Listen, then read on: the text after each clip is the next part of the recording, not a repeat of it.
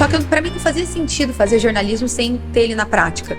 Que acho que é isso, jornalismo é uma profissão prática. Não tem como você ficar só estudando. Você tem que saber entrar assim, no dia a dia. Não adianta eu querer dar o furo quando eu não confirmei aquela informação e depois ser obrigado a desmentir. Pro ego jornalístico, é uma beleza. Mas na cobertura eu acho que foi quando eu tive a primeira assim, vale a pena mesmo?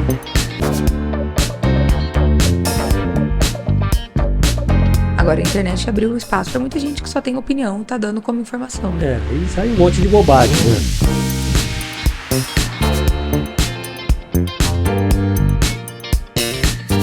Ô, gente, e aí, tudo bem? Tudo certinho? Chegou mais um Café com Manteiga, mais um episódio, e esse episódio hoje tá bom demais, porque nós vamos falar de jornalismo, mas de uma forma bem leve. Nós vamos fazer uma comparação, assim, tipo, o jornalismo de alguns anos atrás aí e o jornalismo de hoje. O jornalismo, a notícia não muda, né? A notícia é sempre a mesma. Só que eu acho que a forma como ela chega, a forma como ela é transmitida, né? A forma como ela na letra e no gesto, o jornalismo eu acho que mudou. Por isso eu convidei aqui dois pesos pesados, a família Cripa, para a gente falar de jornalismo, tá? Então a minha convidada de hoje é a Beatriz Cripa. Eu vou dar alguns sinais de quem é ela. Ela morou em Poços de Caldas, né? De 2015 a 2017, ela fez o Centro Educacional e Inovação, o Colégio Poliedro de Poços, tá? 2018, 2021, ela terminou a faculdade e bacharel em jornalismo pela PUC de São Paulo. 2023 começou o mestrado, né? Em governança, inclusive continua mestrando em governança global e formulação de políticas internacionais também, tudo pela PUC. Daí ela vai explicar o que é esse nome tão grande aqui, ó, governança global e formulação de políticas internacionais, ela vai falar, né? Em sua bagagem curta, mas pesada, ela tem passagem por emissoras como Bandeirantes, CNN e SBT, que hoje ela continua no SBT. E é com ela que nós vamos bater um papo hoje, né, Bia? Tudo bem? Oi, Manteiga, oi, Cripa e todo mundo que está assistindo ou que está nos ouvindo. Bom, é isso, né? Minha carreira ela ainda é muito curta, né? Não posso me dizer que eu sou uma pessoa que está há muito tempo, né, trabalhando com jornalismo, mas nesse período, né, que eu comecei a estagiar muito cedo, eu tive talvez a sorte, né, de conseguir passar por locais muito bons, jornalisticamente falando, e também ter tido a experiência de encarar algumas coisas, né? É por isso que eu falei, uma bagagem curta, mas pesada, curta, mas pesada, né? De peso. Bom, deixa eu falar um bocadinho aqui do Marcos Cripa, que hoje, esse mês, né, tá completando aí 2 anos e 3 meses que o Marcos Cripa teve com a gente aqui no Café com Manteiga e nós batemos o papo. Só para lembrar, ele é jornalista desde 1978, mudou a coisa, na época fazia 44 anos, hoje já são 46 de profissão, né? É um homem de comunicação de tudo que é área, né? Da mídia impressa, radiofônica, televisiva e outros mais que vier, inclusive o podcast, que é o Café com Manteiga, né? Ele é mestre em Ciência da Comunicação e doutor em Linguística Aplicada e Estudo de Linguagem. Nós vamos falar disso tudo. Professor do curso de jornalismo da PUC São Paulo, e ele coordena também o curso, ele vai explicar. Para mim era o curso simples de jornalismo, mas tem algo mais aí que ele vai falar. Então o Cripa tem um monte de coisa para contar da comunicação, na teoria, na prática, né, da comunicação mais atrás, da comunicação, estilo de comunicação jornalística que acontece hoje em todos os meios de comunicação. Você tá bom, Cripa? Eu tô, Marquinho. Um abraço a todos que nos acompanham. Beatriz, a gente se refere uma ou outra, Beatriz e Cripa, né? Beatriz e Cripa. Lá no SBT ela já é conhecida como Cripinha. E aí ela tá ganhando a personalidade. Eu já sou Cripa agora. Agora tá ganhando a personalidade de ser Cripa. Já passei do Cripinha, agora eu já sou Cripa. E aí, Marquinhos, é um duplo orgulho. Primeiro, de acreditar que daria esse projeto seu do podcast lá atrás. Sim. Há 2 anos e 3 meses eu estive basicamente aqui mesmo, contigo, bem logo isso. ali entre os 15 primeiros episódios. Foi. E eu dizia para você que você tinha uma característica, uma comunicação fácil de podcast. Você não tem aquele roteiro hiper amarrado e tal. E segundo, um orgulho também muito grande, que é de dividir a mesa com a minha filha. Eu sempre disse para ela não ser jornalista. Você jura que você fez isso? Juro, ela falava, Fazia sempre. ela falava em ser jornalista, eu falava, filha, tem outras especificidades de profissões e tal. A mãe dela, que é da área de fisioterapia, ligada à saúde, discutia muito com ela e ela falava, não, eu vou fazer o que eu quero, Pronto. eu vou ser jornalista. Bom, depois que já não tinha mais solução mesmo, então abraça e vamos para a vida. E Beatriz é um caso meio que excepcional. Por quê? Não porque é minha filha, mas porque ela tem uma dedicação muito grande pela profissão. Quando ela foi fazer Bandeirantes, a primeira emissora de peso nacional, ela foi para fazer uma função mais simples. Acontece que ela foi pedindo espaço. Quem tem boca vai a Roma, né?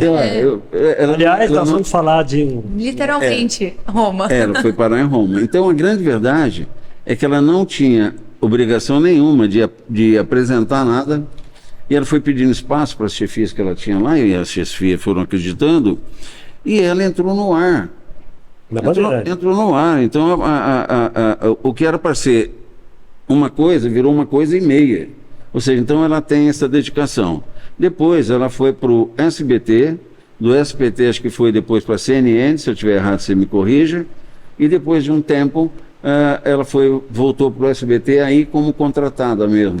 Porque antes você vai fazendo freela, né? Pendura aqui, pendura Você vê lá. como é que você cresceu. Hoje você está no café com manteiga. Tá Você já vendo? imaginou? Daqui é só pra cima. Você viu que verdade? Eu sempre disse a você que a comunicação hoje ela é local.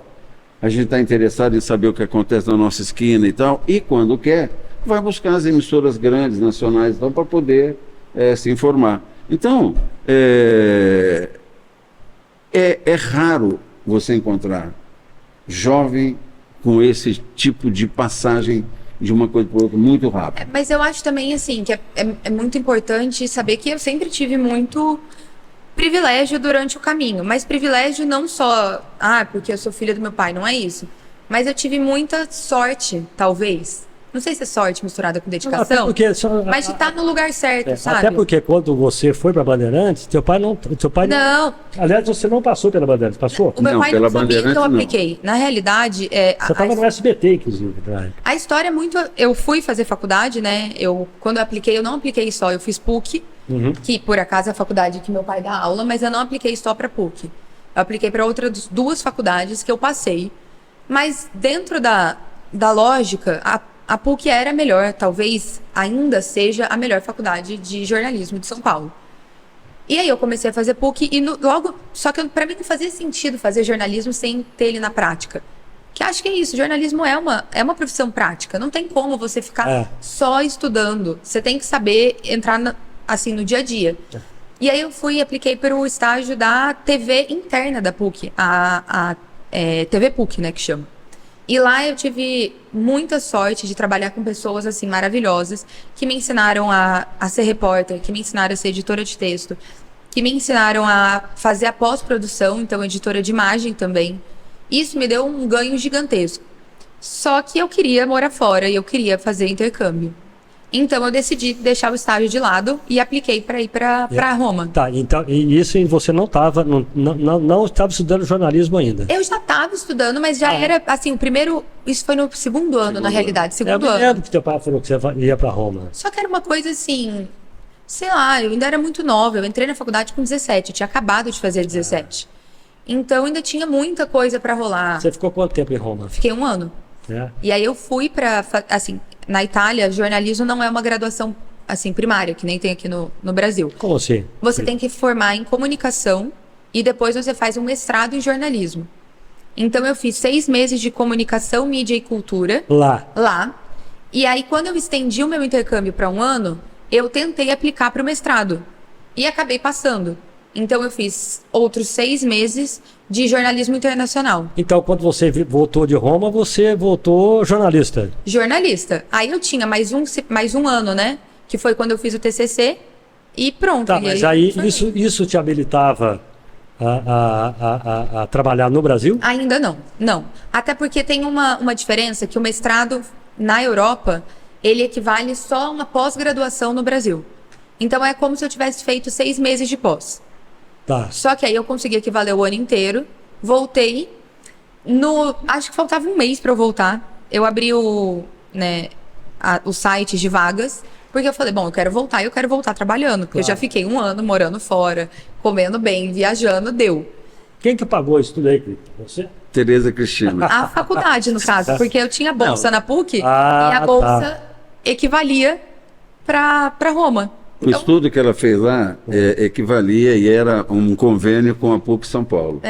Agora, Eu tinha bolsa. Tinha moedinha. agora você tem que pagar tudo em euro. 1 ano lá. E foi o ano de pandemia, né?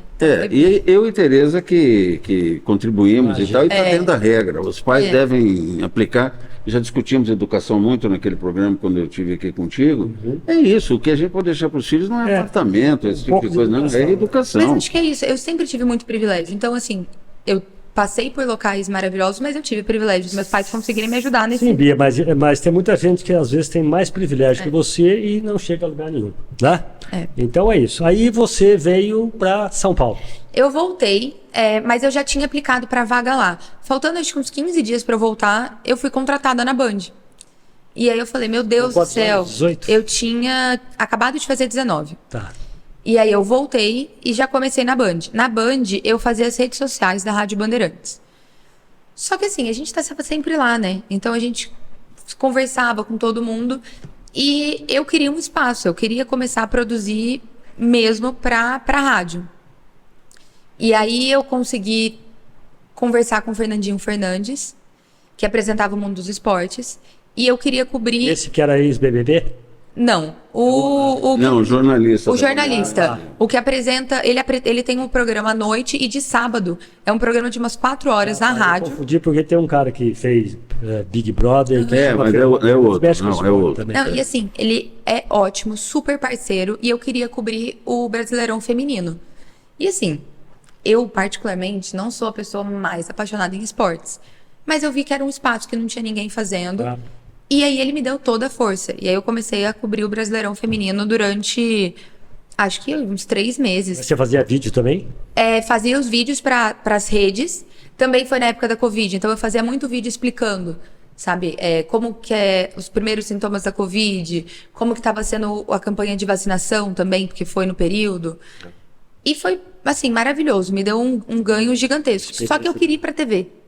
Então, nesse meio caminho, eu apliquei para o estágio no SBT e passei. Aí eu tive que decidir, né? Tive que escolher para onde que eu ia. E fui para o SBT. E do SBT, fiquei. Eu fui como coordenadora de rede. Então, redes são as afiliadas do SBT, né? Para quem não... Inclusive, tipo Alterosa aqui. Tipo Alterosa, exatamente. E aí a gente cuidava da relação com as afiliadas. E foi essencial para me dar todo o ganho e noção de jornalismo. Porque aí ela passa a ter um contato não só, vamos dizer... Local? Não só, vamos dizer... São Paulo, né? São Paulo, né? E adjacência, mas ela começa a ter mais região. Não, já visitei alguns. Eu fui agora para Manaus e eu fui visitar a afiliada de Manaus. Então, assim, foi maravilhoso. Quantos afiliados do SBT tem hoje? Você sabe o dia, não? Em número exato, não. Mas eu acho que até a última vez eram 29. Porque tem as afiliadas mais as cabeças de rede. É mais? 115. Ah, 115? 115. É porque eu sei que tinha tido a troca de algumas há um tempo atrás.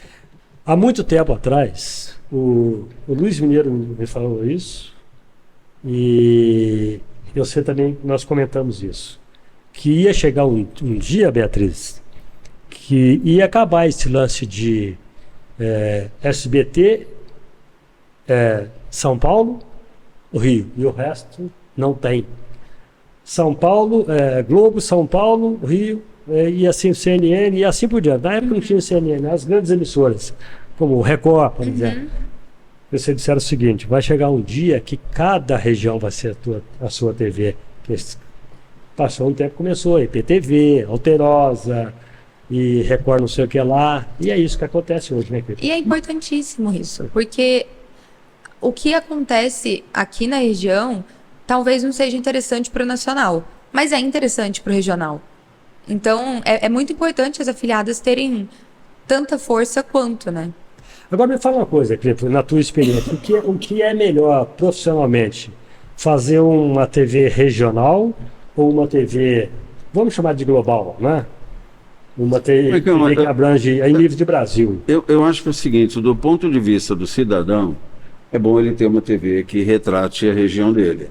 Mas para o profissional, na questão financeira, na questão de destaque, porque nós jornalistas somos muito vaidosos, não, Marquinhos? A área de comunicação Você é vaidoso, você quer trabalhar na emissora melhor que tem, e aí atrelado a um salário. Agora, do ponto de vista do cidadão, a TV Post tem uma importância muito grande, a TV PAN tem uma importância muito grande, a IPTV tem uma importância muito grande, ou seja, você vai saindo daquele micro e vai entrando num universo maior. Agora, você quer ver, se falou do Mineiro aqui, eu vou contar um caos que envolve a Beatriz. Quando o Mineiro soube, você sabe que o Mineiro tem uma TV local em Nova Resende. Em Nova Resende. Ou seja, então... Como é que chama a TV dele lá? Resende TV? É TV Web TV Resende. TV Web Resende. Você foi lá na TV dele? Pera aí, agora eu vou te contar. Eu não me atravessa, não. O que acontece? O Mineiro estava lá com essa TV e ficou sabendo que Beatriz ia para Roma para fazer intercâmbio, que ia morar lá 1 ano e tal, parará. O que ele fez? Mandou fazer o cubo da Web Resende, botou o microfone, o fio entregou para ela, chamou ela lá. Eu fui com ela lá em Nova Resende, na TV, e ele deu toda a explicação como é que ela poderia ser a correspondente da Web Resende em Roma. Olha a coisa que o Mineiro é genial. Ele acha o seguinte, e eu concordo com isso, que qualquer TV que você faça bem feito, porque alguém vai te assistir. Claro. Alguém vai repercutir o seu trabalho. E aí você fala assim, pô, mas é uma brincadeira dele ter uma correspondente em Roma. De Roma para Nova Resende, hein? Ele dava o carimbo. Olha, Beatriz Crepa de Roma para a Web TV, não lembro. Não, e às vezes ele me mandava umas pautas assim, eu quero que você faça uma matéria lá de dentro do Vaticano, de uma missa de domingo. E eu não podia entrar, né, com o microfone. Mas aí eu dei um jeito, enfiei o microfone embaixo, fiz pro Mineiro. Mas aí também é uma questão de timing. Porque eu fui e começou a pandemia. Então, assim, uma coisa que era para ser só entrar de vez em quando, contando curiosidades de Roma, eu acabei estando no lugar certo, na hora certa, mas, né... Aquele mundaréu de morte que teve na Itália, a Bia estava lá para contar a história. Na época, eu dei várias entrevistas, assim, sabe, de estar no lugar. Mas foi muito bom. Mas é engraçado. Antes, meu sonho era ser repórter, né? Então, isso foi...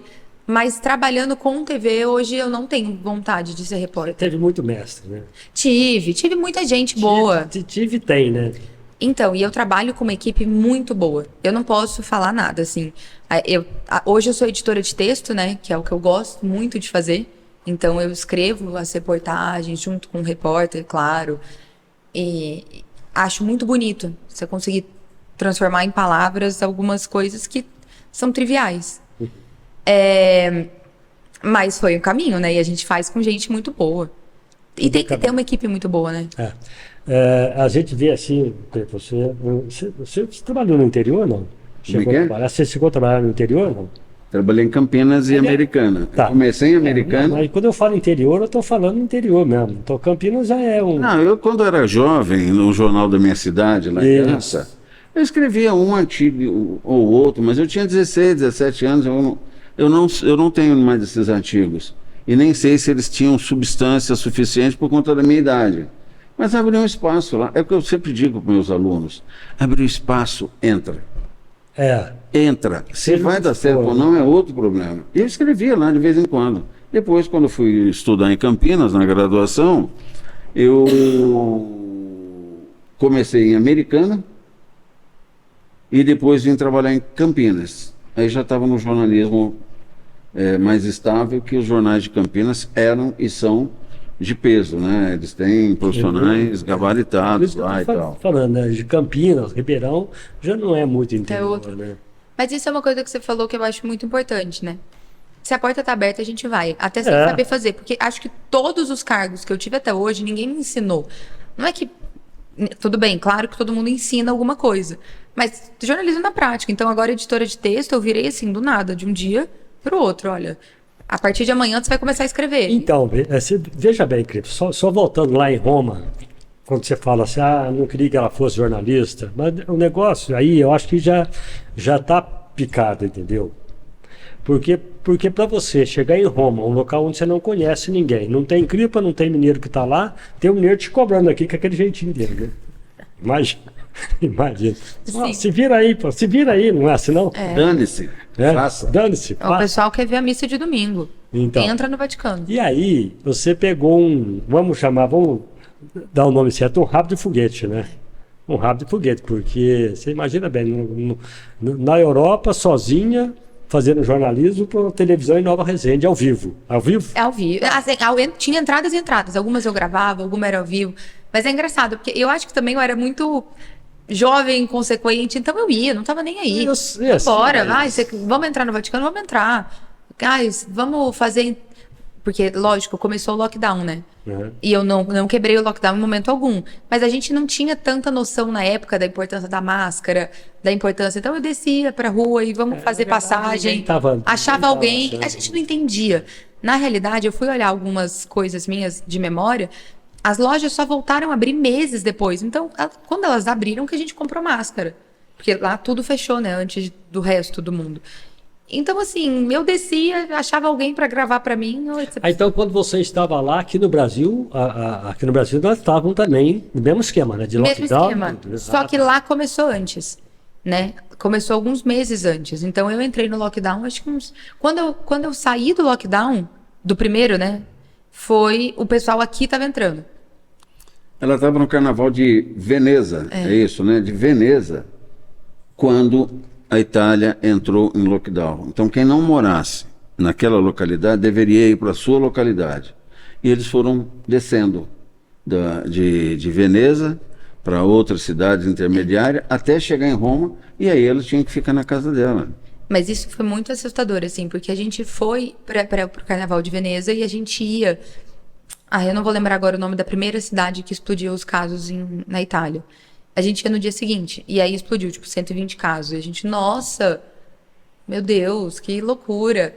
E começamos a voltar, né, porque eu era o indicado. E quando a gente chegou em Roma, acho que deu 5 dias, a faculdade já decretou que não ia ter mais aula presencial. Mas foi uma experiência, assim. Só achei Posso falar uma coisa de pai, Marquinhos? Do quê? Não um jornalista entrevistando outro jornalista, outra jornalista. Diga.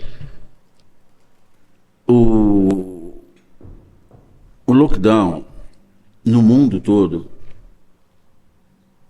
me deu um medo incrível Eu fiquei com medo daquilo. de que eu achava, nos primeiros 6 meses, eu achava que eu nunca mais fosse ver a minha filha. Eu e Tereza Cristina conversávamos isso, falávamos com ela 2, 3 vezes por dia, mas eu achava que não fosse mais ver minha filha. Por que isso? Porque, Marquinhos, nós tínhamos um vírus que ninguém conhecia, aquele vírus. Eu tinha muito medo daquilo. Você percebe? Quer dizer, a Itália morrendo aos montes.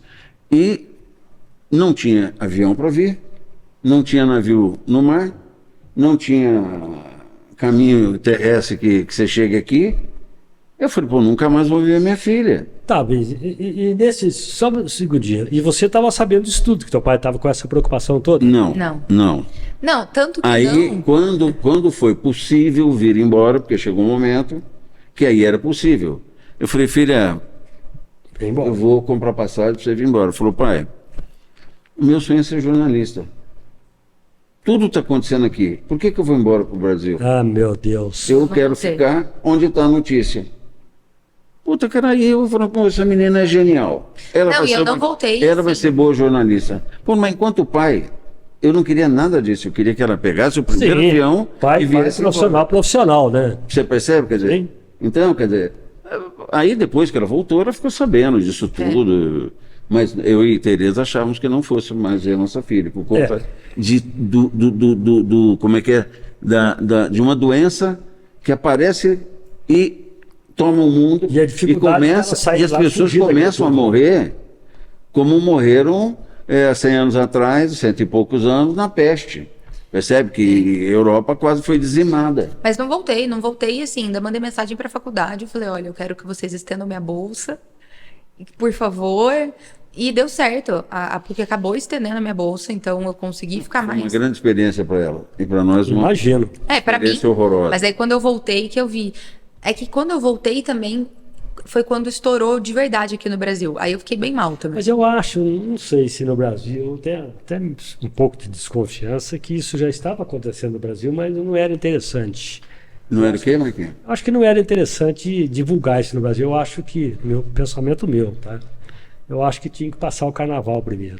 Tinha muito Mas aí que tá, Marquinhos, nós chegamos, mas não vamos discutir Não vamos ideologicamente, discutir isso, porque 700 mil vidas foram ceifadas. Se não tivesse, aí que está a responsabilidade da Itália. É. Identificaram que tinha um problema seríssimo, cancela o carnaval. Cancela. Aqui no Brasil. mas a Aqui Itália não, também. aqui nós tivemos carnaval, todo mundo dançando na avenida. Mas a Aí Itália se também contagiando. teve muito. Assim, todos os países eu acho que tiveram muitos problemas nesse quesito. Porque a Itália fechou de início, foi um lockdown gigantesco. Assim, eu saía uma vez de casa por semana para ir no supermercado. Enfim, e tinha policial na rua pedindo para você mostrar onde você morava e etc. Mas quando eles se reabriram, foi muito difícil fazer isso de novo. Porque aí as pessoas já estavam bravas. Então, assim, acho que todos os países passaram por cada um. perrengues, assim, enfim. Bom, B, você voltou pro Brasil. Voltei, aí eu fui para SBT como coordenadora de rede. Você voltou para Bandeirantes, depois da Bandeirantes. Isso, fui pro SBT como coordenadora de redes. Depois eu fui para edição, passei acho que uns 6 meses editando e me formei, né? E aí o que eu vou fazer da vida? Já em 2023. Em 2021. 21. Me formei, o que eu vou fazer da vida? Não sabia. Comecei a fazer freela, né? Então são os trabalhos, que às vezes a gente fala freela como se todo mundo, que são esses trabalhos PJ. Então eu fiz alguns meses no SBT e aí fui para a CNN. Como freela também. Como freela também. Lá eu era produtora. Já profissionalizada. Isso eu já era formada. Sim. E eu era produtora de entrevistas especiais. Então era muito divertido. O que é ser um produtor de entrevistas especiais? Que entrevista especial é essa? Então, na CNN são as entrevistas com figuras que fogem um pouco do cotidiano. Tá, Então, eu vi aqui, por exemplo, um prêmio Vladimir Herzog. fizemos também, mas eu acho que assim, fizemos o Vladimir Herzog, né, que é o prêmio de jornalismo, mas eu acho que na CNN, quando eu coloquei na prática mesmo, foi com a morte da rainha. Porque eu tava na CNN e a CNN tem 3 pilares, né, que é internacional, economia e política. Tá. Quando a rainha morreu, eu falei, meu Deus do céu, o que eu tô fazendo aqui? Eu sou muito nova, do nada, vou ter... E era uma responsabilidade gigante, né? Sim, claro. Fazer a cobertura da rainha. E aí começa a ligar e a gente manda no carro para casa dos especialistas, que as entrevistas especiais, né? Esse núcleo são de pessoas importantes. Sim, só entrevista top, não tem... Eu tô vendo. E aí começava, e aí entrava em contato com todo mundo e ligava, e aí buscava, e aí chegava na TV, maquiagem. Foi muito, assim, insano, mas eu acho que foi importantíssimo também para eu ver que eu dei conta, tranquilamente. Você fez a morte do Silvio Santos. Aí o Silvio Santos já foi no SBT. A morte do Silvio Santos. Tá, então volta lá, na CNN. Eu acho que eu pulei. O que Então. mais que você fez na CNN que foi legal pra tua profissão? Né? Que perrengue você passou lá, por exemplo? Olha, na CNN também eu estava no mesmo período das eleições. O meu período, o que eu freelei na CNN. Então a CNN tem um programa que chama Arena, que eles colocam várias pessoas para debaterem, etc. E aí, às vezes, a gente cuidava também dos debatedores do Arena. E aí tinham vários, né? Principalmente em época eleitoral. Tinha o Nascimento, né? Que foi apresentador há muito tempo no SBT. Ele eu tava assim muito nervosa, né? Engraçado, porque Veja com quem que ela tá trabalhando. não, o Nascimento eu tava assim, nossa, é uma figura que eu sempre achei assim, excelente dentro do jornalismo. Mas ele e agora ele como companheiro de trabalho. ótimo, super tranquilo, super educado. E a gente ia tendo contatos, né? Tanto que agora no debate das eleições municipais eu acabei encontrando uma especialista da CNN, a Daisy. E ela é especialista da área de internacional. E eu acabei encontrando com ela. Falei, tudo bem, olha, acho que você não vai lembrar de mim, mas eu te ligava quase todo dia às 7 horas da manhã para te acordar. E acho que teve também um dos seus entrevistados lá que virou que é seu meu professor no mestrado, No né? mestrado. Ah, é? O Trevisan, Leonardo Trevisan, também uma das nossas principais fontes durante a morte da rainha. E aí, no último semestre, ele foi meu professor do mestrado. É, Aí também foi muito importante, sabe? claro. De... Eu já falei isso aqui um monte de vezes, eu vou repetir mais uma. A gente é o meio que vive, né? Se você não estivesse lá, correndo atrás, e ligando para essa moça, que me fugiu o nome aqui, É Daisy. Daisy, entendeu? Talvez você não ia acontecer nada, né? Que você ia simplesmente se formar em jornalismo, bacharelar e aí, não é? E eu acho que esse período na CNN também foi muito importante para eu ver que eu queria ir para outras áreas, né? Porque a gente sai meio, o que vier, vambora. É, E eu mas gostei comecei muito do isso, internacional, né? Muito. A cobertura da rainha, para mim, me deu um... Eu vi aqui, que quando nós falamos aqui, ó, eu coloquei aqui, que você citou alguma, cotidiano, policial, cotidiano é o dia a dia, né? Isso. Tá, o policial, que Que é o que eu trabalho agora. é o mais focado, né, em polícia e coisa e tal. E internacional, que é o teu preferido, né? Por que o internacional é o teu preferido? Eu acho que é um nicho do jornalismo que ainda... Ele é muito explorado, sim, mas eu acho que ele sempre tem mais alguma coisa a ser explorado. Então, é muito grande, a gente tem... Você acha que o universo é maior de informação? De informação e de vivências. Então, por exemplo, tem desde cobertura de guerra até cobertura de eventos climáticos. Como a COP, como... De esporte e tudo mais. Como esporte. E aí eu decidi que eu queria estudar isso, né? Eu voltei para SBT, né? Depois desse freela na CNN. Voltei, fui contratada no SBT. E decidi que eu queria fazer um mestrado. Que é o que você está mestrando hoje. E eu faço um mestrado que é um nome super complicado, mas ele não é tão complicado assim. Porque pelo nome aqui, né? Não. Agora ela vai ter que decifrar esse nome, né? Governança global e formulação de políticas internacionais. Repita. Governança global e formulação de políticas internacionais. É grande, né? Então, dá uma troca miúda. Então, é um mestrado que é resumidamente, para quem quer pensar novas formas de lidar com o mundo. Então, políticas internacionais, elas podem ir desde uma forma de ligar Poços de Caldas com as cidades irmãs delas, que tem a grande maioria das cidades tem cidades irmãs pelo mundo.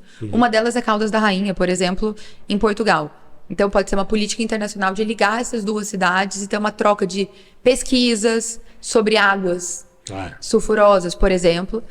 Ou pode ser uma forma de internacionalizar a cidade de Poços de Caldas por meio da educação. Então, a gente vai ter um projeto aqui de educação que vai influenciar outro projeto, sei lá, em Bogotá. Eu não sei se eu acho que se eu entendi bem, né? Seria que, vamos dizer, um link, é isso? É tipo um link entre Tipo um link. Exato. E governança global é a forma de você fazer a engrenagem funcionar. Então, eu falei, eu quero aprender a fazer isso, porque é um mestrado que, assim como o jornalismo, me faz trabalhar com a prática, né? Que é o que eu quero. Então... E ela pode trabalhar, por exemplo, em órgãos governamentais, pode trabalhar na ONU, pode trabalhar... Ou seja, aí depende de como é que ela leva a carreira dela jornalística e como é que ela aplica esse desejo de contribuir com um mundo que você possa ter relações positivas que possam servir de experiência para outras cidades. um começo que Beatriz não é o que ela vai escrever, mas que ela fez foi analisar o céu. O céu é aquele centro Centro Educacional Unificado. educacional Unificado. unificado, que a Marta Suplicy implantou lá em São Paulo e é uma referência. Todo, acho que tem 40 céus, uma O coisa meu assim. projeto ainda é o céu. Eu vou escrever sobre a internacionalização da cidade de São Paulo por meio da política do céu. E aí compara com a Colômbia, que era uma cidade violentíssima, não é isso? Isso. Que tinha lá os cartéis de De tudo, de lá, narcotráfico, caramba e tal, tudo. e que eles conseguiram Reverter. recuperar. Medellín, por exemplo, Medellín é uma cidade, assim, pode parecer que não dentro do nosso imaginário, mas extremamente avançada em termos de política educacional, porque eles têm um sistema muito avançado na Colômbia, que é o SENA, né, que é o Serviço Educacional... é porque é em espanhol. Serviço Educacional Nacional... Eu não vou lembrar o que é o A. Mas é o que fez a Colômbia dar um passo gigantesco. Eles têm parcerias com outras empresas dentro da cidade. por exemplo, Não. aqui é aplicar experiências positivas no Rio de Janeiro, por exemplo, que é considerado um estado que não tem solução. Todo mundo que você pergunta, Quem sabe? não é isso? Quem Pô, sabe, Rio né? de Janeiro, não E sei o Rio o já quê, tentou né? várias vezes, mas acho que talvez não da forma certa. Então, o meu mestrado, ele presume que a gente vai propor alguma coisa nova. Então, vamos olhar o que aconteceu na Colômbia e como que a gente pode adaptar no Rio de Janeiro? É Por gente exemplo. que pensa. Então aí eu vejo assim, o jornalismo, além da informação, ele passa a fazer uma parte social também. E eu acho Não é? importantíssimo. Eu acho que talvez é isso que a gente se perca muito dentro da profissão, que às vezes a gente entra muito no automático de dar informação e vai, próximo. Hoje eu trabalho com polícia, né? Eu faço um programa policial. E se a gente não toma muito cuidado, a gente perde um pouco o tato social. Perde a referência da referência. sociedade, né? E fazer esse mestrado me coloca, talvez... Nessa reta aí. E assim, eu faço um mestrado com nenhum jornalista. Eu sou a única jornalista da minha turma. Então, veja bem que, gente, que no início eu disse assim, nós vamos falar do jornalismo de uma forma bem branda, bem amena, porque o jornalismo mudou, o tipo de jornalismo mudou, a notícia não, né, Bia?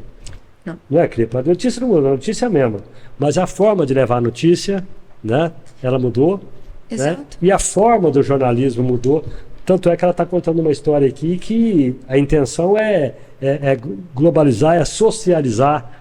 E acho que a gente tem que aprender. Isso foi uma coisa que eu aprendi muito com a cobertura da guerra da Ucrânia com a Rússia, né? Que vem desde. Você cobriu também.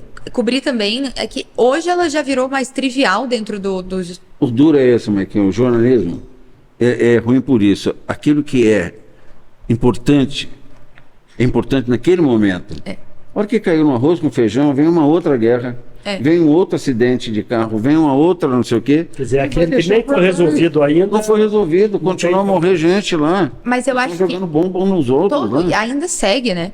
E assim, mas ele me ensinou a como que a gente vai trabalhar e como a gente tem que ter muito cuidado, talvez. Eu acho que talvez na minha percepção pequena de vida é o mais importante da gente prestar atenção dentro do novo jornalismo, né, que fala do new journalism. Que assim, a gente recebia vídeos, eu entrei para conseguir as informações, eu entrei em diversos grupos do Telegram de militares russos para conseguir informação, né? Porque a gente tem que fazer isso. E entrei.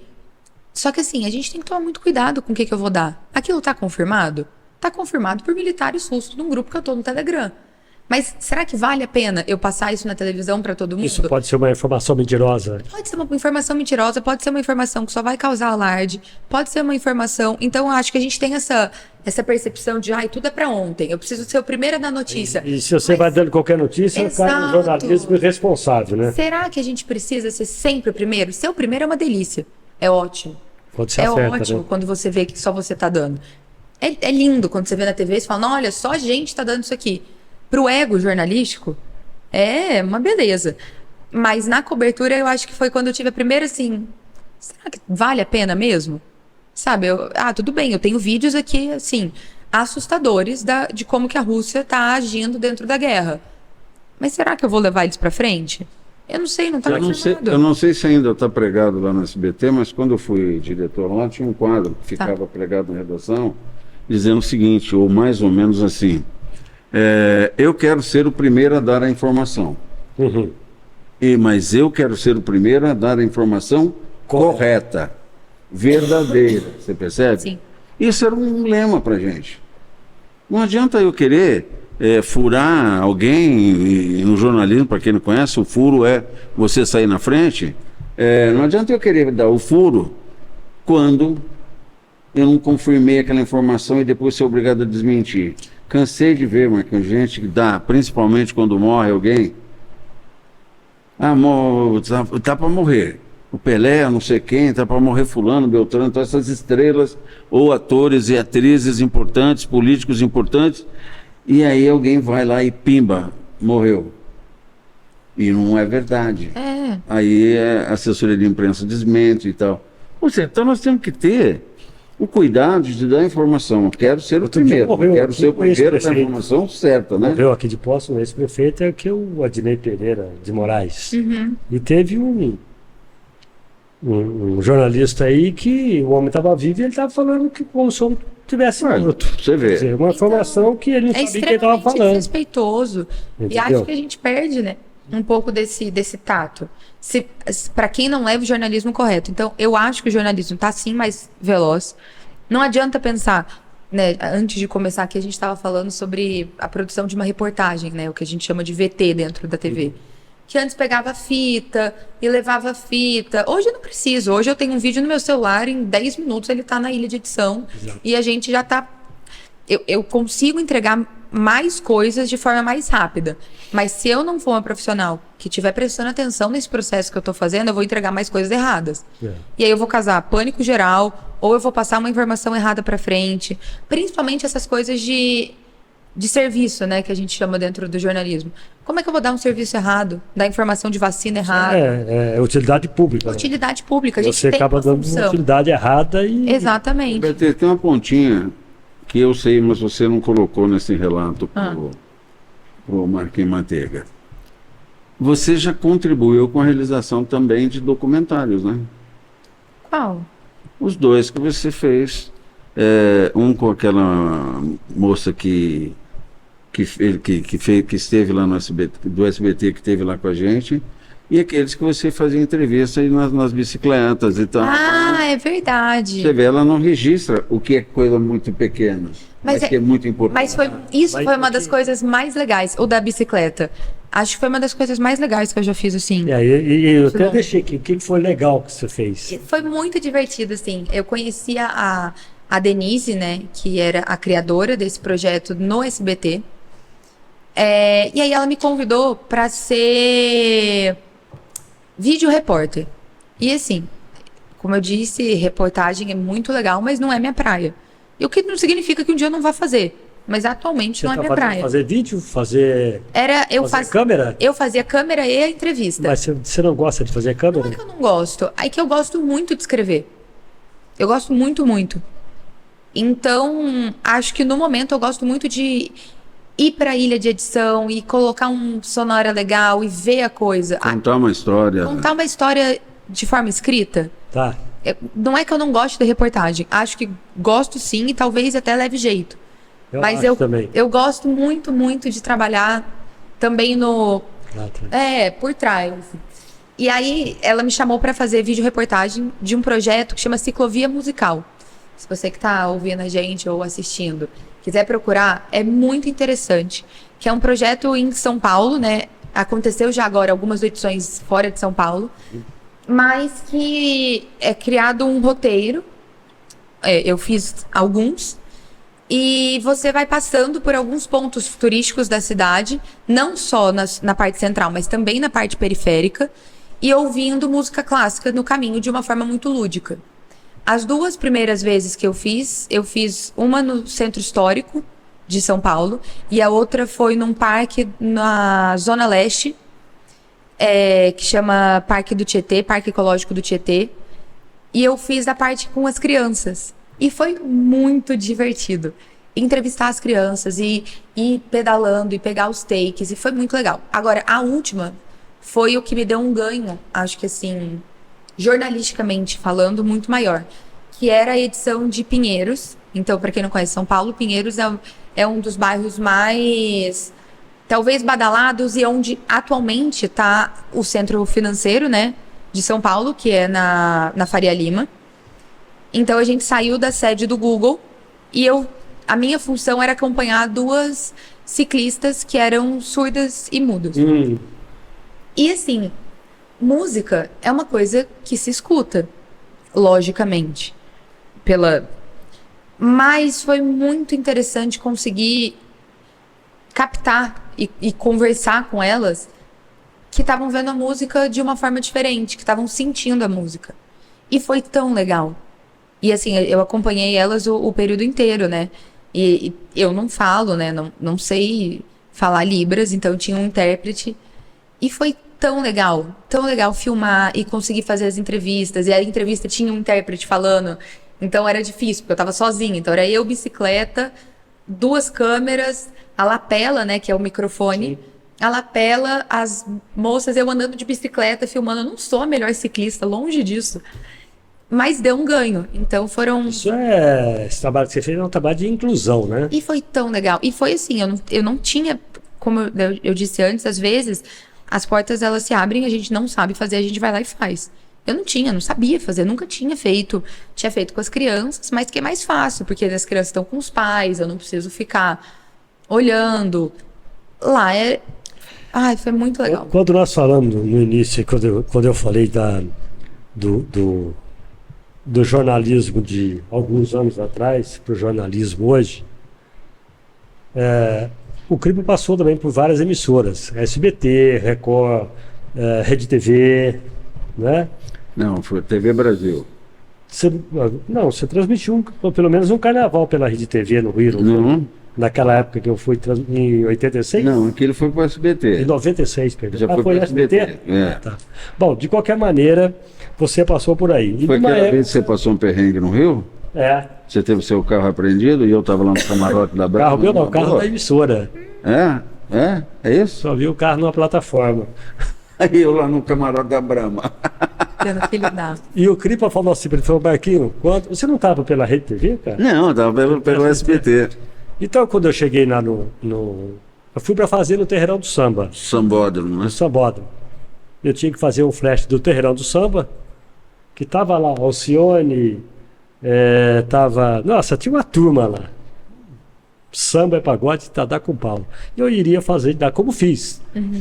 E daí, eu entrei no meio de eu estava em Santa Teresa, na casa de um padrinho meu, e eu entrei com o carro da emissora, na época, Rádio Difusora, estava Ricardo Luiz e eu entrei no meio de um bloco que chama Céu na Terra. Lá em Santa Teresa tem Camelitas e Céu na Terra, são 2 blocos, tem 20 mil pessoas.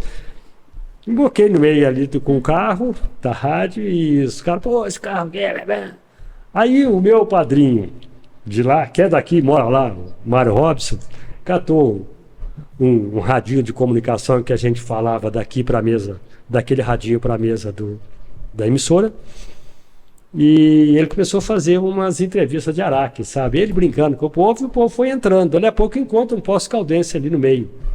O cara não acreditou, o cara falou, mas não é possível que você está aqui com esse carro. Bom, aí eu fiquei amigo de todo mundo, fomos brincando até lá embaixo. Quando chegar lá, eu vi ele ali parado. SBT, Globo. Falei, é o meu lugar. Uhum. Cheguei e botei o carro. Porque chegou um cara e falou, tá na mão aqui, a gente guarda. Aí o Robson falou, não, mas esse cara mandando isso aí. Aí eu falei, não, vamos colocar junto com as emissoras. Quando eu cheguei lá, guincharam o carro. Meu Deus. Meu Deus. Fiquei a pé, você acredita? Nossa Senhora. E o Cripa falou para ele, Marquinho, me dá uma ligada que eu vou sair lá do camarote e vou lá na pista, porque o Cripa participava muito de carnaval com a gente, né, Cripa? Aqui, fazia. Você foi um parceiro. Eu ligava, porque o Cripa, nós vamos para a avenida hoje, que enquanto a gente vai fazendo carnaval, você vai vendo os erros da história lá, você vai batendo. O Cripa é só... Sábado o Cripa lá, o Cripa chegava. E aí ele falou, eu vou lá fazer com vocês lá. Tá bom. E eu falei, não vou levar você, levar a avenida não. Mas esqueci que eu tinha que ligar pro Cripa, sabe? Ai, meu Deus. Porque e aí eu não liguei, né? Não liguei. Aí quando eu vi o carro... Sim, ganhou.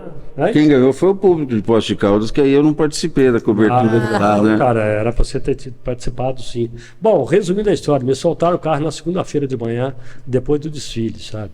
Mas você conseguiu fazer o que tinha. Eu consegui fazer o que tinha que fazer. Nossa. Fiz a transmissão do carnaval, que terminou no outro dia, 8 horas da manhã. Comecei 3, 7 horas naquele sambódromo. Foi naquele ano que teve a Beija-Flor, Beija-Flor homenagem. cantando um samba enredo em referência a Poços de Caldas. Ai, que lindo. Foi maravilhoso Maravilhoso, maravilhoso. para nós. E teu pai estava lá transmitindo pelo SBT. Bom, aí por que eu estou contando toda essa história aqui? Porque o Cripa já é um velho camarada de comunicação, quando eu falei de comunicação de todo estilo, é mais ou menos por aí. Eu, por exemplo, quando estava na emissora, eu sabia que o Cripa chegava aqui na sexta-feira, vindo de São Paulo, eu ligava. Essa é fantástica. Eu não tinha, falei, por que matéria que eu vou botar no ar hoje? Ô, Cripa, onde você tá? Tô chegando na Prata. Não, então corre aqui pra rádio. Pronto. Não vou falar do que? Não sei, Cripa, vem pra cá. Cripa chegava. Tô recebendo aqui o jornalista Marcos Cripa. E aí, Cripa, como é que tá? Barará? Soltava um assunto lá e... O jornalismo no passado ele era muito de improviso. Hoje não, hoje ele é mais burocrático, mas ele é mais sério, mais, sabe, você tem responsabilidades. Assim, por isso que eu fiz esse comentário, para a mudança que teve, né? Porque eu peguei um bom pedaço do jornalismo, assim, da comunicação, porque eu não sou jornalista, né? Mas eu peguei um bom pedaço de perrengue na hora que você tinha que editar. Não era como você disse aqui, que como é que fala? As mídias digitais se ajudam muito. Não tinha isso, né, Cripa? Naquela época a gente já não tinha, né? E eu quero saber exatamente o que foi que mudou. Aí fica com vocês, para vocês fazerem essa analogia. Mas eu tento passar para a Beatriz que a grande mudança é tecnológica.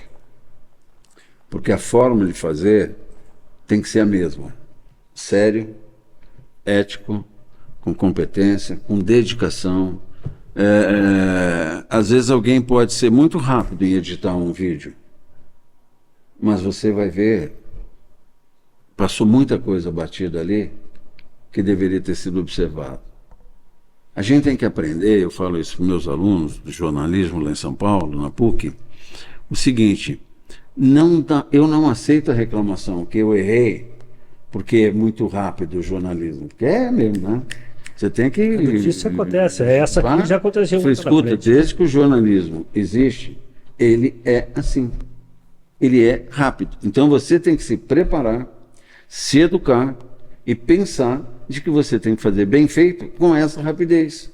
Porque a notícia não dá para dizer o seguinte, a grande notícia eu dou amanhã. Não, a grande notícia eu tenho que dar hoje. Sim. O avião caiu hoje aqui em Valinhos, como aconteceu recentemente. Eu e Beatriz, inclusive, estavam perto, almoçando ali na rodovia, no Grau. Vou até fazer propaganda aqui. Eles vão mandar depois um cachezinho, viu? Ótimo. E nós estávamos almoçando ali quando nós vimos.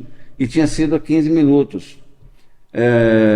Então você tem que dar a notícia com a rapidez que ela exige, correta, ética e verdadeira, como a sociedade exige. Legal. O que muda muito, acho eu, é a tecnologia, que eles mastigam essa tecnologia, rapidez. Uma coisinha que eu queria acrescentar, eu acho que ficou mais, vamos dizer assim, mais tranquilo, né? Você não tem hoje que chegar diante de uma câmera e você tem que estar...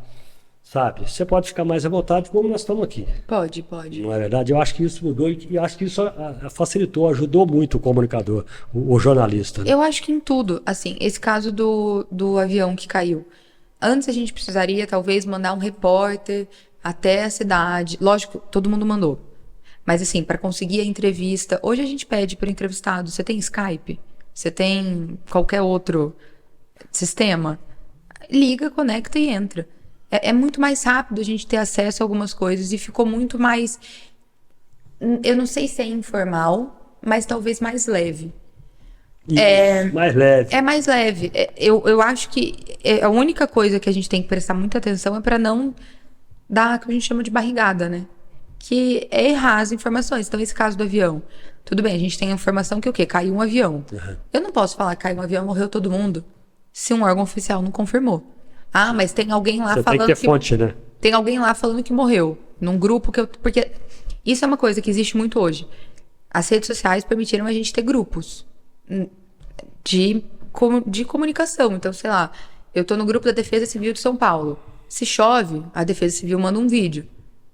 Eu não preciso mandar necessariamente uma equipe para todos os lugares que estão chovendo em São Paulo. Eu posso pegar os vídeos e entrar. E, como é da Defesa Civil, é real. Mas, assim, a gente passa a ter uma rede gigantesca de pessoas para se comunicar e ter vídeo. O avião que caiu, a gente tem um grupo com a afiliada da região e etc. E a gente conseguiu, todo mundo conseguiu, né? Colocar muito rápido por conta disso. Mas tem que tomar cuidado. Eu acho que talvez o que mais me marcou foi a cobertura da morte da Marília Mendonça. Porque ela caiu, o avião caiu, eram umas 4:30 da tarde, 4 horas. Por aí. E dava pra ver, as primeiras imagens que chegaram, dava pra ver que era ela. Porque ela tava com uma roupa quadriculada. Só que a assessoria... Mas a fisionomia? Não, a gente conseguia ver as imagens por Você por via cima. o corpo. Era um corpo, não sabia que era ela, mas assim, nas redes sociais ela tinha postado uma foto alguns minutos antes de embarcar. Você conhecia pela roupa. A gente relacionou. A assessoria negou que era ela. Então, se a assessoria negou, não vou ser eu que vou falar que era Marília Mendonça. Mas muitos veículos deram. E por que a assessoria negou? Não sei, mas pode ser porque queriam avisar a mãe antes. Pode ser porque ela tinha um filho de 2 anos na época. E vários jornais não respeitaram isso. Não, a gente viu que era ela. Tudo bem, a gente também viu. Mas a gente não pode dar sem a confirmação.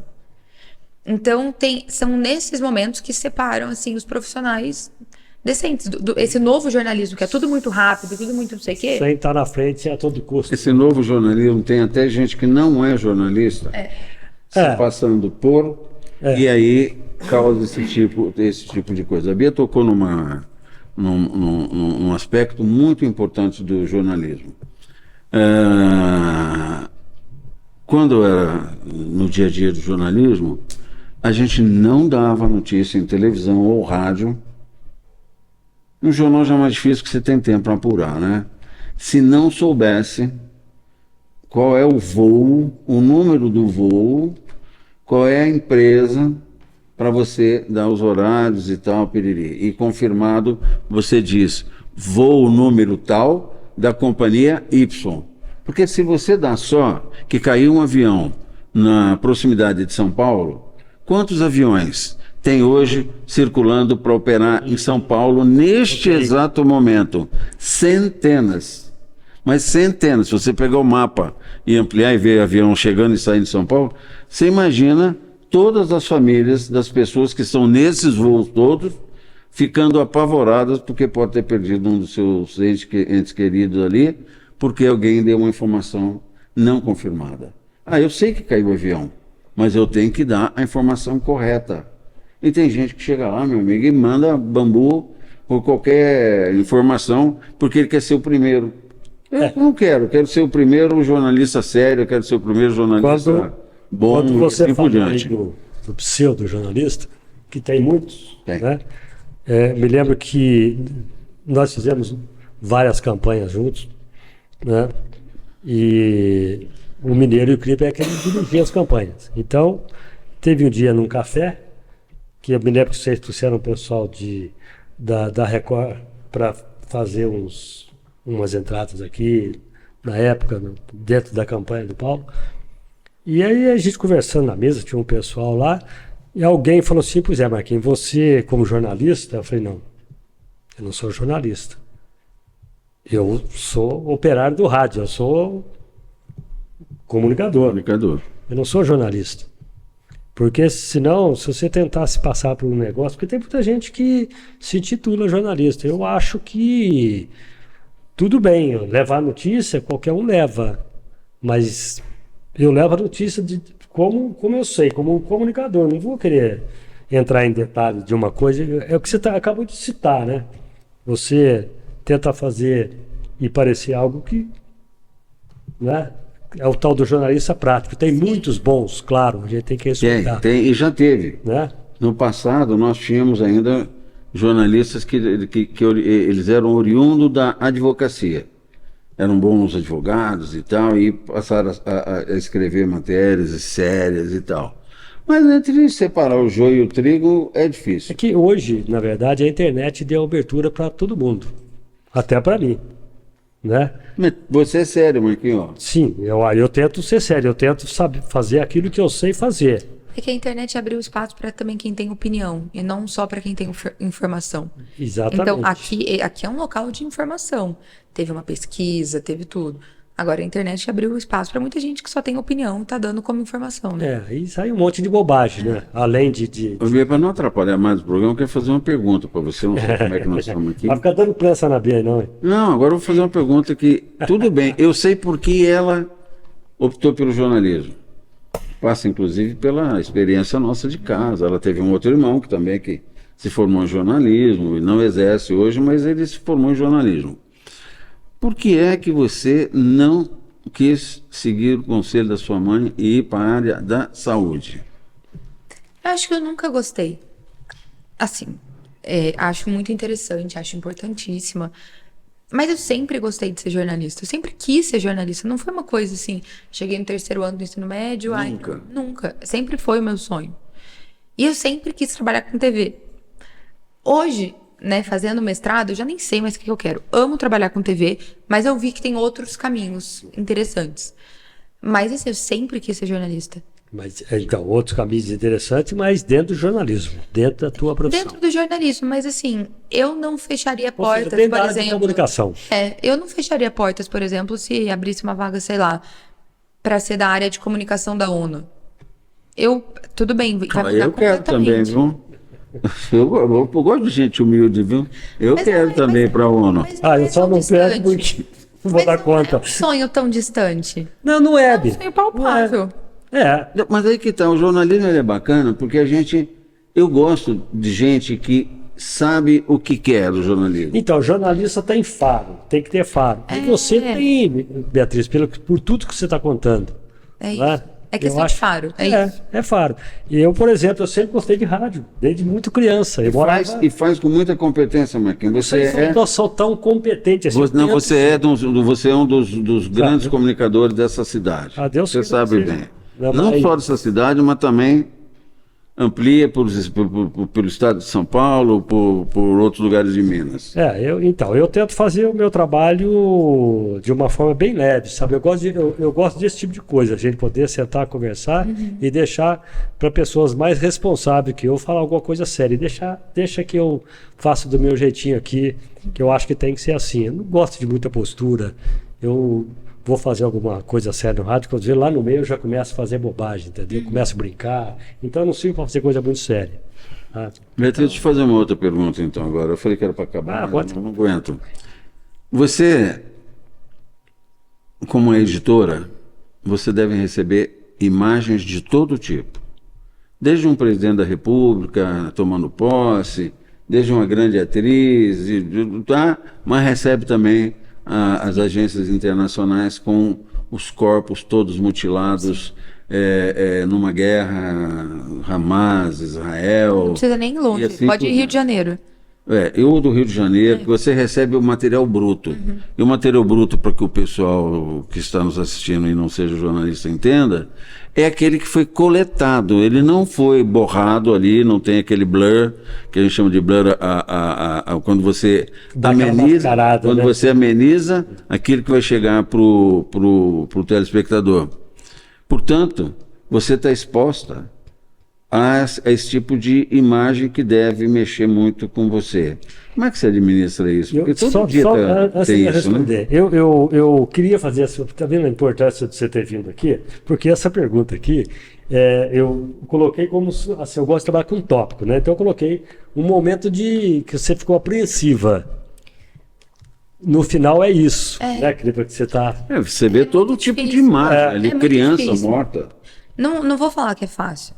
Não é fácil, acho que quase diariamente chegam imagens desse tipo no meu celular, mas existem algumas coisas que a gente pode se proteger. Nenhuma imagem no meu celular é salva no meu rolo de câmera. Não existe, porque eu não vou ficar olhando pra isso pra sempre.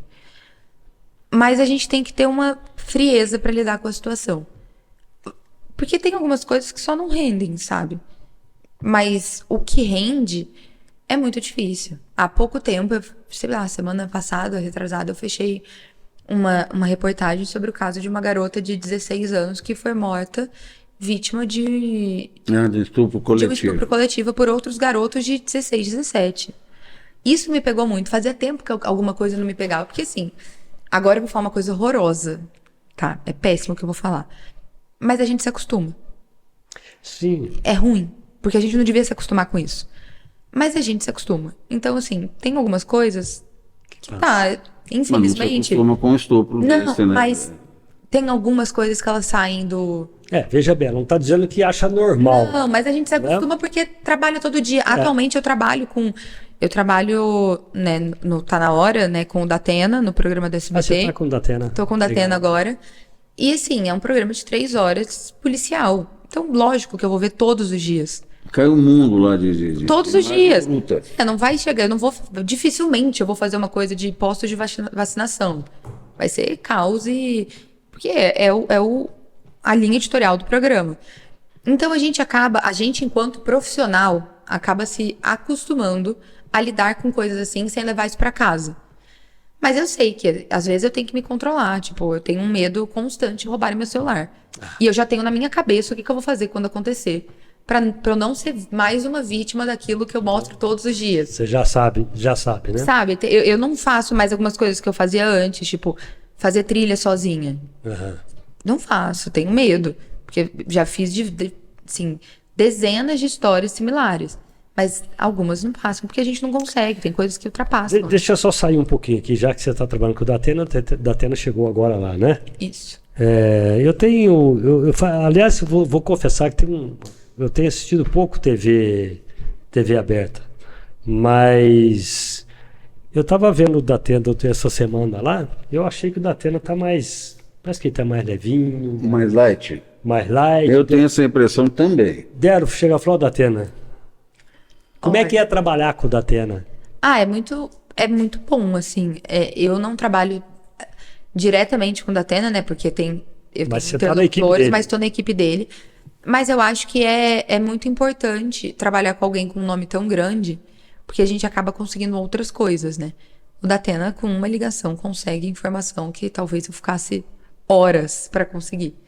Então é muito interessante. Eu acho que foi um passo a mais na minha carreira. Sabe? Trabalhar com o Datena. Qual é o teu papel lá? Eu sou editora de texto. Então, eu escrevo as reportagens. Eu escrevo, acho que umas 2, 3 por dia, mais outras pequenas coisas. Que essa edição, para que as pessoas possam entender, é o seguinte. O repórter vai para a rua, pega o material bruto, ele conta essa história com a supervisão de um editor Isso. Na redação. É que às vezes a gente vê na TV e acha que o repórter escreveu tudo. Comprimida. E às vezes muda tudo. E a gente não sabe disso, o cidadão comum. Aquilo que o repórter conta, ele amarrou esse texto com o editor ou com a editora. E aí ele conta, ele faz aquela interpretação dele, do que é, como é que não é. Então você não está do lado dele, você trabalha direto com ele. O dia inteiro. Aí todo o material vai para a emissora. Lá é distribuído para os editores. Mas às vezes o repórter ele fecha matérias que ele não fez sozinho. Não, exatamente. Então um produtor fez uma parte da entrevista e aí eu olhei a entrevista. O editor da palpite. Já separei o que eu quero. Aí eu falo pro repórter, olha, a gente precisa amarrar nesse sentido. Eu preciso que você vá pra rua e consiga conversar com alguém que fale X coisa. E a gente vai amarrando junto. Então, eu estou notando, Cripa, assim, que a Beatriz ela tá fazendo isso, né? Eu tenho a impressão que a hora que você for diante no vídeo, diante da câmera, você vai estar a ponto de bala, né? Porque tá passando por tudo. É uma possibilidade. O mundo ideal, eu acho que o mundo ideal seria esse. Você aprende a fazer edição bem, para depois você ir para reportagem. Porque aí você se torna um repórter mais completo. Mas eu gosto muito da edição. Eu gosto muito. Sim, mas eu estou dizendo, se caso um dia você queira, ou seja obrigado, vou ter que ir, você está preparada, você está escolar. Eu sempre digo uma coisa, esteja preparada para tudo em televisão. Porque um dia vai pode acontecer de você estar na emissora ter um pedido, nesse caso seria entrar no ar, ou correr para lá e fazer uma reportagem, porque não tem mais ninguém. E você tem que vai fazer, acontecer. e vai fazer bem feito. Vai. Mas aconteceu com o Silvio Santos, por exemplo. O dia da morte do Silvio Santos, a gente até falou um pouco mais cedo. Eu tinha acabado de virar editora, mas eu não era editora de texto. Eu era Chegando. cobra ali uma coisinha ou outra. E eu tava correndo, né? Que eu corro, eu gosto muito de correr. E eu tenho um meu relógio, então eu fui olhar pra ver minha velocidade. E aí começaram a chegar um tanto de mensagem. O Silvio Santos morreu, o Silvio Santos morreu. Aí eu falei, bom, tem que ir pra redação agora. E aí eu fui, troquei de roupa. Eu tava perto da minha casa. Não era plantão dela. Não era meu plantão, mas assim, o Silvio Santos morreu, então virou meu plantão. A emissora vai ficar de pé, né, cara? E aí eu fui pra redação, e aí eu fui editora. E aí foi assim, foi isso. Não tinha ninguém, e fui uma você das se primeiras a apresentou. chegar. Eu fui uma das primeiras a chegar. E assim, Bia, você vai sentar lá, e eu fiquei um tempão, e fiz um trabalho assim, que eu tenho orgulho de ter feito, sabe? Legal. Dentro de... Lógico que foi extremamente triste, mas eu sei que eu fiz um trabalho muito bom. Então é isso. Tem que estar pronto. Ninguém me chamou e falou, vem, Bia. Eu coloquei aqui uma matéria legal. Apesar do episódio, né? O episódio à parte, essa foi uma matéria legal, que você falou, olha, essa matéria foi o Ó da Bola Godó. Do Silvio. Foi muito interessante conhecer o Silvio Santos para além do que talvez eu conhecesse. Eu sou jovem, né? É. Querendo ou não, tem muita coisa do Silvio Santos que eu não vivi. É. E aí a gente pegou as fitas, né? Que tem um arquivo de fita, mas fita mesmo. E aí pega e começa a voltar e ver. Eu trabalhei, né, com muita coisa de arquivo. Então, o dia que o Silvio Santos assinou a concessão para ter a TV, para ter o SBT, show dos calouros, prêmio de calouros, Show de muito bola. legal, muito legal. Então, assim, coisas que talvez, tudo bem, eu não vivi, mas a gente vai trabalhando e tem que pesquisar muita coisa. Então, acho que é algo que eu tenho muito orgulho, sim. Aconteceu um caso no Brasil, todos nós lembramos, que foi o caso Lázaro, né? E você Aquela fez perseguição policial lá. perseguição, a caça ao Lázaro, né? Você participou disso tudo aí. Participei, mas Esse foi o do medo, não? o Lázaro foi muito... acho que sim, acho que eu fiquei muito apreensiva, porque o Lázaro, eu era da produção na época. Então, eu era coordenadora de rede e a gente cuidava da área que era a área da TV Serra Dourada, né, de Goiás. Então, a gente ficava o dia inteiro, sabe? Chegou, não chegou, não acharam. E acho que no dia que acharam o Lázaro, né, e ele foi morto e etc., foi muito triste. Tudo. Acho que a história inteira foi muito triste. Foi muito triste o tanto de gente que ele matou, o tanto de gente que ele, né, de alguma forma deixou com medo, mas também é muito triste a forma que ele foi morto. Acho que foi uma cobertura tensa. Acho que mais do que outros casos que me impressionaram, foi acho que minha primeira grande cobertura de tensão. E assim, imaginei. Por isso que eu foram coloquei do lado. dias, Mais ou 15 menos. dias, mais ou menos, de perseguição. Mais ou menos por aí. Então, aquela angústia de achou, não achou, estamos chegando perto, não estamos chegando perto. Ai, tem mais uma novidade. É quase que um trabalho investigativo de Mas policial, o cara, né? ele era uma águia, né, bicho? Ele era. Ele deu um baile em todo mundo. Você já pensou? Nossa Senhora. Ele foi... Mas aí, o que eu acho que também foi muito triste, que aí criou-se o caso Lázaro. Aí toda vez que acontece alguma coisa minimamente similar, o novo Lázaro, o novo não sei o quê, aí vira toda aquela... O cara deixou um punhado de cria. Deixou. Fala pra mim dessa semana preta da PUC. O que é a Semana Preta? A PUC, ela tem... Você conhece isso, né? A PUC é uma faculdade extremamente viva, isso é um fato.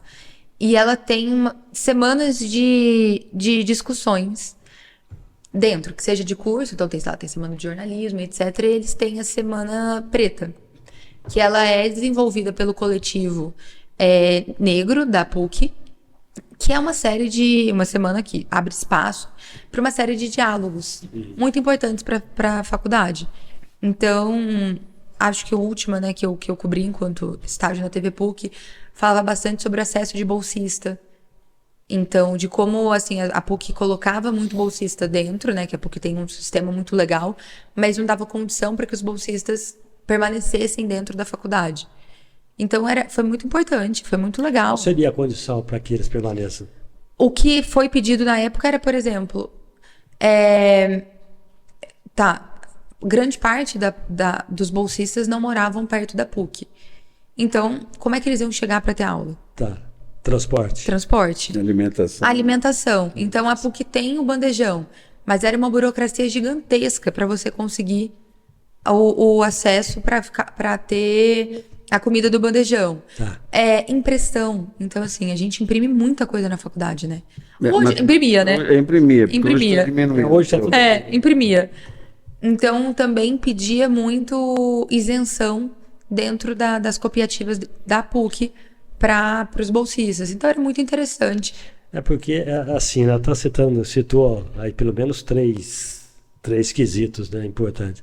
Não adianta você dar a bolsa pro cara e depois tem o resto, né? E não dá condições dele O cara tem estudar. E mais do que O cara isso, tem que ter e ele também tem transporte, que ser incluído na faculdade. Então, assim, grande parte dos bolsistas entravam, ou entram, não sei ainda, 2 semanas depois que as aulas começaram. Ainda continua. Então fica claro que são bolsistas, os amigos, os grupos já foram formados, porque, né, primeira semana de faculdade, todo mundo sai, quer conhecer os novos colegas.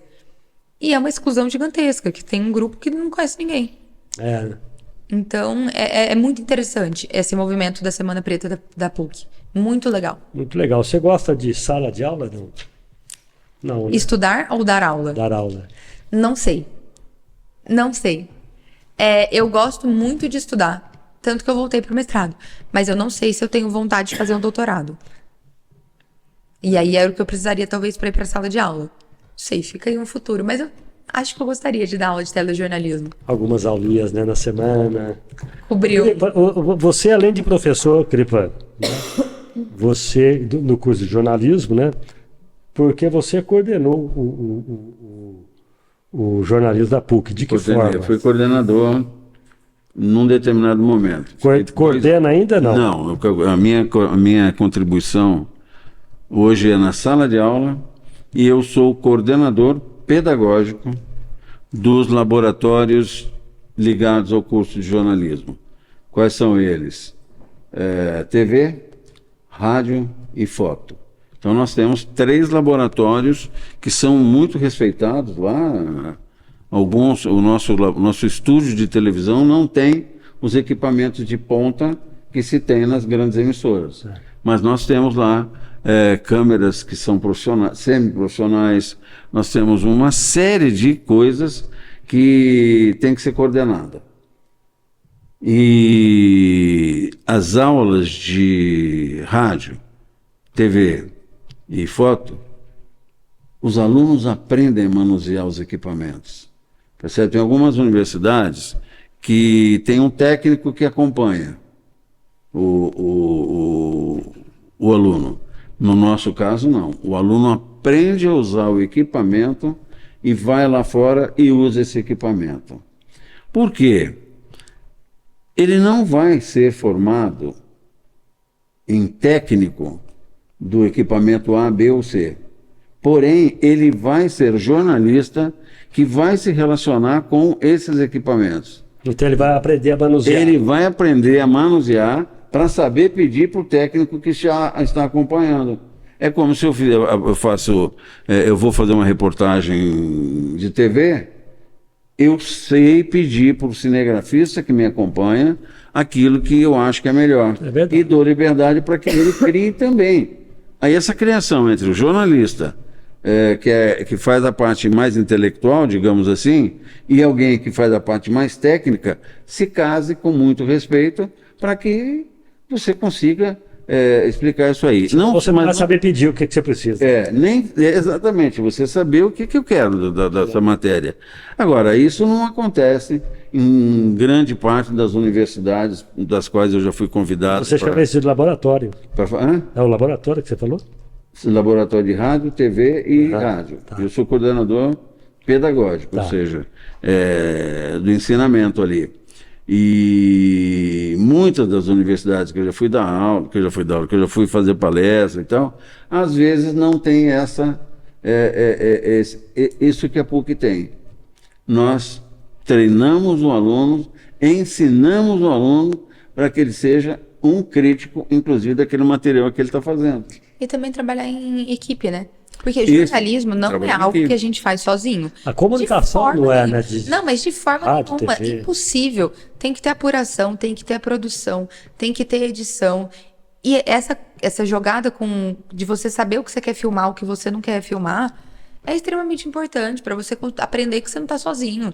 Não adianta você ir fazendo se você não tiver uma equipe. Porque tem um detalhe, Marquinhos, agora eu vou contar uma coisa para você. Tem gente que não respeita o cinegrafista que está trabalhando com ele. Uma coisa que o cinegrafista pode fazer é dar um close no nosso rosto. Todos nós temos uma imperfeição. Até quando tem a maquiagem direitinha, nós temos uma imperfeição. Se ele perceber que nós temos o nariz mais torto para um lado ou para o outro, ele pode nos prejudicar. Então, meu amigo, respeita. Primeiro, você tem que ter respeito pelos profissionais. Eu digo isso para o jornalismo, mas para todas as profissões. Você tem que respeitar as pessoas. Porque você faz um melhor trabalho dessa forma. Se a gente entende que está trabalhando junto. Toda vez que eu entrei no ar com o operador, até o zelador do meu condomínio lá falou: Marquinhos, mas tá ouvindo o teu programa, você fica conversando com o cara que fica operando lá. Eu falei: lógico, o cara, ele é a alma de tudo aquilo ali. Sim. É ele que abre meu microfone, é ele que bota meu fundo musical, ele que coloca minha coisa, ele que sai com as propagandas pro ar, ele abre o microfone, eu dependo dele para falar. Sim. Se ele não cumprir aquela parte, o seu programa vai para o espaço. Entendeu? O Otávio, que está aqui, que está terminando o jornalismo, terminou o jornalismo, já está terminando. Está terminando. Ele é parte integrante do nosso esquema aqui. Ele está sabendo, ele está dirigindo ali, vendo tudo que está acontecendo, entendeu? Então eu acho que ele é parte integrante da nossa história. Quer dizer que se eu aparecer careca no programa aqui, a culpa é dele, então. Exatamente. Ah, bom. Entendeu? Porque eu não sou careca. Você pode estar vendo aí, mas é sacanagem dele. Vendo outra coisa aí. Isso aí não tem nada de careca. Isso é o que nós sempre fizemos, né, Marquinhos? Levar uma vida numa boa, numa brincadeira, coisa bacana. Deixa eu falar aqui da Marezine, né? Falar do pessoal dos patrões, né? Tá precisando de dinheiro, Cripa? Eu vim aqui por conta do cachê, né? Mas tem um empréstimo. A Beatriz, você manda dobrado para ela o cachê. Aqui, ó, Bia, você pega o teu cartão de crédito, presta atenção, essa conversa é séria, hein, gente? Com o teu cartão de crédito, você vai na Marezine, tem 2 perguntas. Qual o limite do teu cartão e quanto é que você precisa? De repente você está precisando aí pro teu Réveillon, né? Quem sabe? Aí, né, de R$2.000, por exemplo. Qual que é o teu limite? O limite do teu cartão, hein? Ai, não faço ideia, sabia? O limite do meu cartão, exemplo. O limite do meu cartão é R$5.000. Eu preciso de R$2.000 para esse final de ano. Então, com o limite do teu cartão, você levanta os 2.000, sai no Pix, muito rápido, a gente fala assim, em menos de 1 hora, mas no Pix é coisa de segundos. Eu não sabia que ia sair o cachê rapidinho assim, não. É assim que funciona, é um limite do seu cartão te prestando dinheiro. E depois você vai pagar isso até 21 parcelas, você paga em 6, em 12, em 15 dias, até 21 parcelas. Quer dizer, é o dinheiro na sua conta através do Pix ou os seus boletos pagos. De repente você está com um monte de boleto atrasado lá, soma tudo, leva na Marezine e olha, deu R$2.000. O limite do teu cartão é 3,5. Já comecei a interessar, vou juntar o carnezão que eu tenho. Tá cheio de... vai pintar IPVA, IPTU, soma tudo e leva lá, né? A Marezine financia até 90% na compra do seu imóvel. Tem várias modalidades de você levantar o dinheiro na hora que você precisa, sem a menor burocracia, tá? Então anota aí, na Minas Gerais 664, é bom você ter o telefone, 359, sem 9, tira o 9, 35 3721 9022. Você liga, tem sempre alguém para te atender com competência para resolver o seu problema financeiro. Aí você pode partir para um café. E quando for partir para um café, é o café caldense. Né? Tem o cheiro, o gosto do verdadeiro café, que tem a torra clara e a torra média clara, que mostra verdadeiro café, tá? Acompanhado do pão de queijo, então fica melhor o pão de queijo Xodó de Minas, com o cheiro, gosto do verdadeiro pão de queijo. 60 anos de mercado do café caldense e o pão de queijo o pão de queijo Xodó de Minas aí no mercado, chegando com você com o melhor cheiro, o melhor gosto, o melhor sabor, tá bom? Bom, muito bem. Cripa, Voltando lá nos anos de jornalismo teu, como é que você vê a Beatriz hoje como jornalista, não como pai? Vamos falar profissionalmente, não vamos misturar as coisas. Né? Como é Sempre digo para ela o seguinte, se eu fosse diretor de alguma emissora do jornalismo, com que já fui, e eu contratava as pessoas, se ela, com a característica que ela tem, se ela se apresentasse para disputar uma vaga na minha equipe, eu contrataria. Porque vejo o interesse, o desenvolvimento, como já vi de muita gente. Já contratei muita gente na minha vida também. Percebe? Quer dizer, não é uma visão de pai, é uma visão de profissional. Como nós temos hoje grandes ex-alunos que estão na Globo, que estão no próprio SBT, que estão em jornais impressos, como a Folha e o Estadão. Você percebe? Quer dizer, a gente vai se adaptando a perceber a característica das pessoas que a gente quer ter na equipe.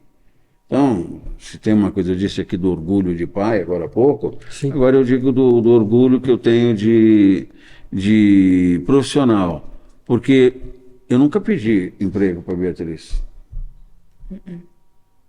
O que a Bia conseguiu até hoje foi porque ela foi atrás. E me surpreendia em alguns momentos. Por exemplo, aquela história que ela contou aqui, que 2 meses antes dela sair de Roma e voltar para o Brasil, ela já tinha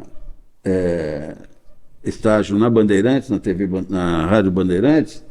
Eu não sabia de que ela tinha feito isso. Quando ela chega, desembarca aqui em Poços de Caldas, nós fomos conversar, depois da pandemia, aquela confusão toda que foi, ela me fala, eu falei, filha, mas você vai ficar aqui agora um período, eu preciso ir embora, acho que uns 20 dias depois, porque eu vou para a Bandeirantes. Eu falei, mas como você vai?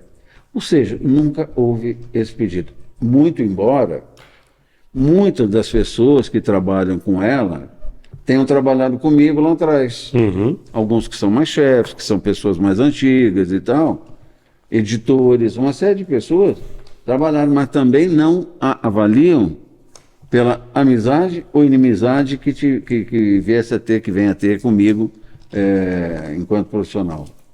As pessoas parecem que separam isso aí e a Bia demarca muito, muito claro essa questão. Às vezes ela, como eu falei aqui, a Cripinha, não, agora eu sou reconhecido como Cripa. Tanto é que recentemente lá a Bia me contava que está lá na emissora e alguém começou a chamá-la na redação. O Cripa. A redação conversando com ela uma manhã toda. E aí aparece um rapaz, que é o Mário, eu esqueço o sobrenome dele. Trabalhou comigo na Record. Mário. Não. Augusto. Mário Augusto. Uhum. Aí ele pega e se aproxima dele e fala assim, deixa eu fazer uma pergunta para você.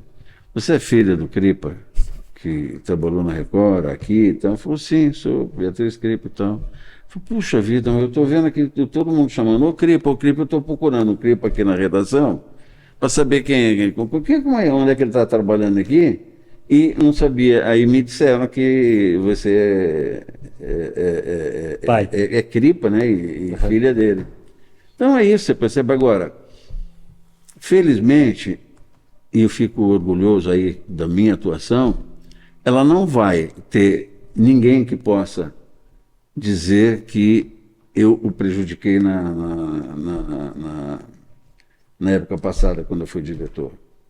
E é possível que eu já tenha demitido umas 100 pessoas, Marquinhos, lá no período que eu... Passou. Mas eram circunstâncias e todas elas eu fazia na minha sala e eu fazia dando as explicações que as pessoas precisavam ter. Porque às vezes a decisão é que vai fechar determinado programa e você precisa informar. Você não pode só chegar e falar, não tem mais o programa, vocês vão embora. Sim. Você tem que sentar e dizer o que você tentou, como é que você argumentou com a chefia, com a direção. É isso. Eu não tenho, acho que eu não tenho inimigo e que poderia encontrar com a Beatriz um dia. Porque ela é geração mais nova. Você deixou né? uma porta aberta para Eu acho que você e, consequentemente... eu nunca tive, que eu saiba, nenhuma coisa desse tipo. De gente que me odeia, alguma coisa assim. É.